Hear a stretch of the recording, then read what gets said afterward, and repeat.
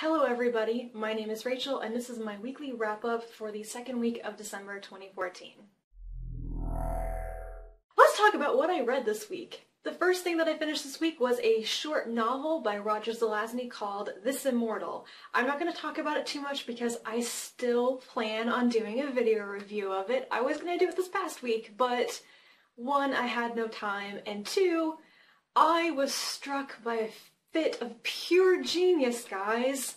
I decided I needed to read this book for a second time in order to do a better review because my first script was terrible. And then, this is where the real genius part comes in. I had to go out of town for a couple of days and I had to pick up one of my library holds before I left town, otherwise I would lose it. So I went to the library and I returned all of my finished library books at the same time, including the book I was going to reread. Yeah, I am so intelligent, guys. I have to wait until my own personal copy arrives in the mail to reread it and then to do a review on it, but it's going to happen. I really liked This Immortal by Zelazny. I gave it 4 out of 5 stars, and I kind of want to talk about it, so I'm looking forward to rereading it very quickly and then doing a review on it. The second thing I read this week was a novella by Lois McMaster Bujold called The Borders of Infinity. It's set in the middle, chronologically, of the Vorkosgan series. It's a mini Miles adventure, and I don't want to ruin things for you, but basically, I loved it. I loved it so much.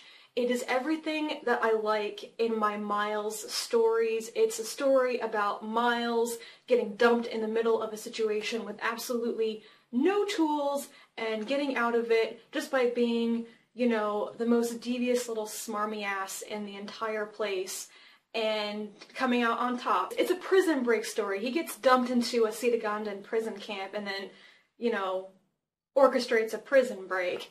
And the best thing you have to remember, even though there's some depressing parts in this, because it's about being in a prison camp, but for the first half of the novella, while he is raising an army of hundreds of prisoners, he is butt naked.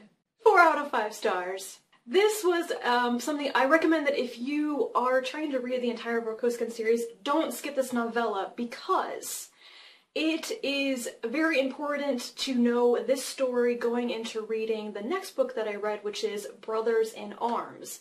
It is a full-length novel, and it takes place 2 months after the events in the novella, The Borders of Infinity. I was very glad that I read them in that order and so closely together. Brothers in Arms was great. I gave it 5 out of 5 stars.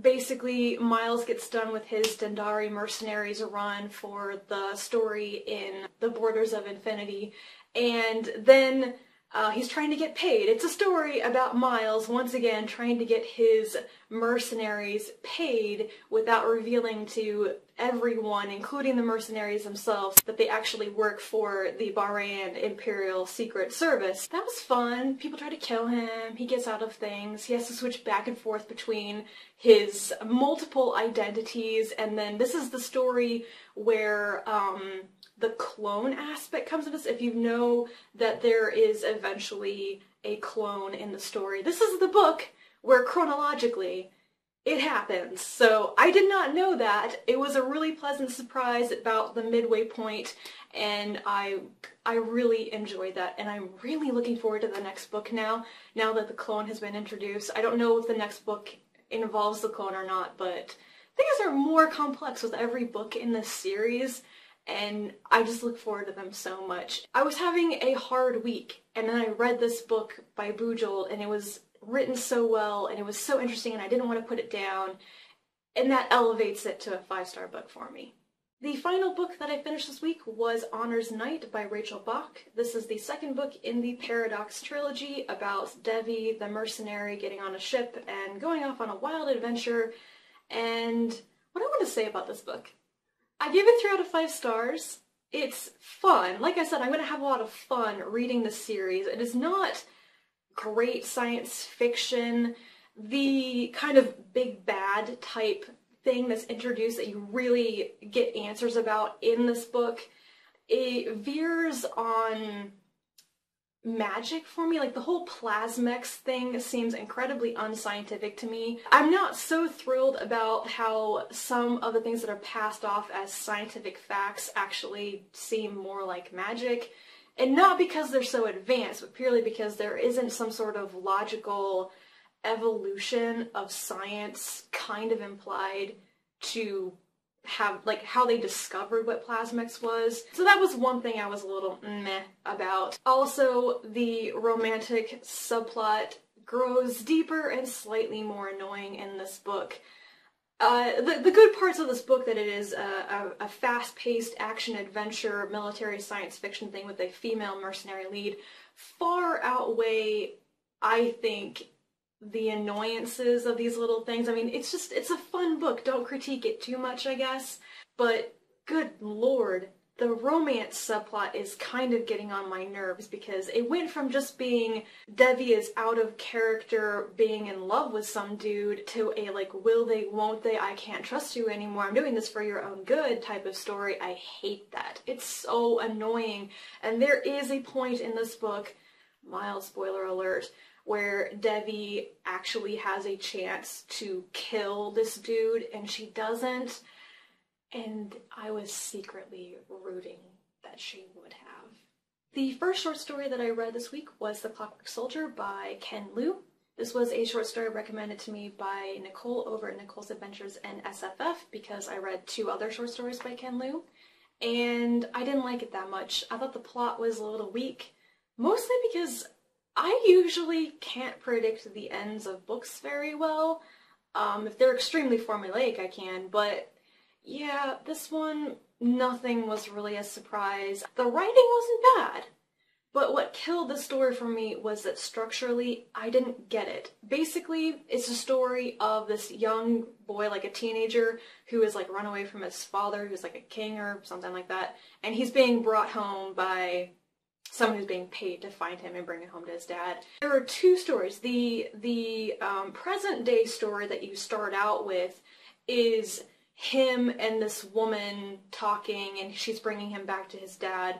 And then embedded within that is this text-based game that he is writing, a fictionalized version of his own life to explain to the woman why he left his dad, why he ran away from his dad. I didn't like it. And this probably is me and not the story, because I'm not a gamer. I'm not familiar with that type of text-based game. I know it's a thing, but I don't understand that kind of structure, and it did not work very well for me at all. I didn't want to fault the story too much for what might be my own problem in understanding it, so I just gave it 3 out of 5 stars. The second short story and the last thing that I read this week was a short story by Gail Carriger called The Curious Case of the Werewolf That Wasn't, the Mummy That Was, and the Cat in the Jar, which is a very long title for a very short story.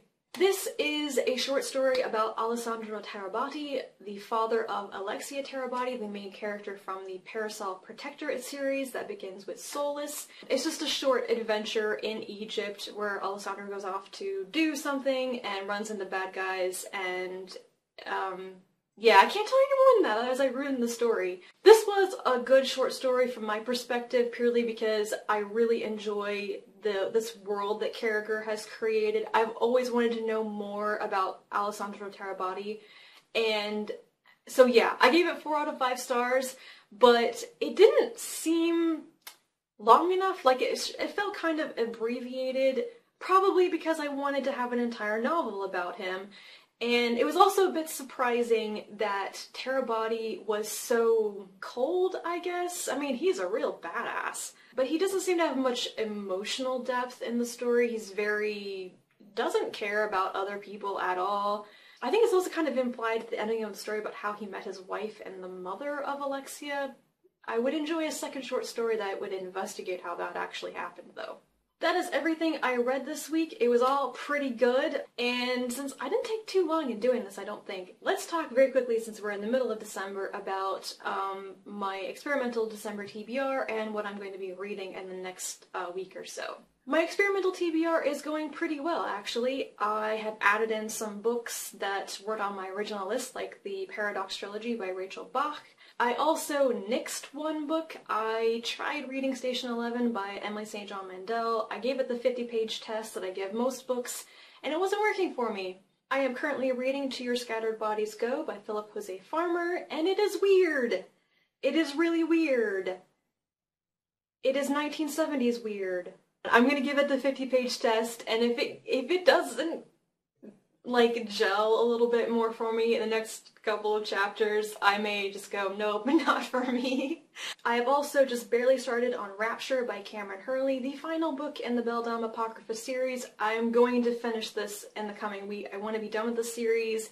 I don't know if I will do a full review on this book. It seems a lot like Infidel, so I may not have a lot of new things to say about it, other than in a weekly wrap-up.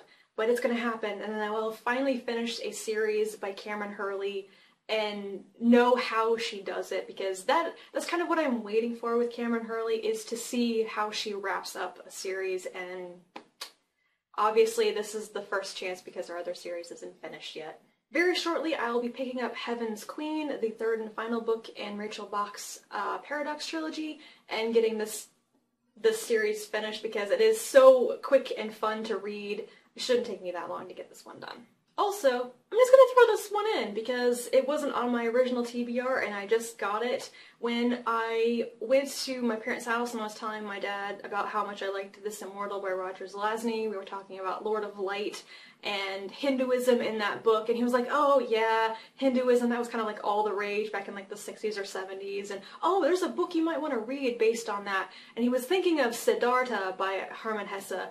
But this is the only Hermann Hesse book that he still had a copy of. This is the Glass Bead game, also known as Magister Ludi, and the Hermann Hesse was German. This is a translated work, and the original title was Das Glasperlenspiel. This is a book that I have seen my entire life sitting on my parents' bookshelves and sort of wondered, what is a book about when it's called The Glass Bead Game? I'm gonna try to find out. This is apparently the story and the education and the life of some dude at a school where they teach the glass bead game. I make no promises, it may turn out to be completely not my type of thing, but I am intrigued. So that is it for me this week. That are all things that I read, all the things I'm really planning on reading in next week.